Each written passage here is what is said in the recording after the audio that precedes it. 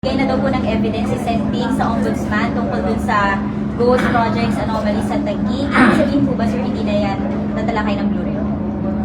Pag meron pong ibang mga kaso na may mga kababayan tayo sasampa laban sa ilang mga opisyal, we will entertain.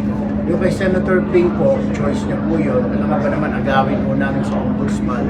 Nasa Ombudsman na po yun. So, hindi ko kami mga pakialaman po namin. Yung kay Senator Ping siguro, baka nagmamadali siya, kaya gusto niyang diretsuhin na po sa Ombudsman. Pero, ito pakiusap ko, kung meron po kayong nalalaman na government officials po nasabi po, not only sa flood control, pati mga infrastructure projects po, mga government agencies, pwede po ninyo i-report po sa amin and we're open. Pero tuloy-tuloy po, kung meron pong may mga other officials pa po nasabi po dyan, willing po kami, imbestigahan mo natin.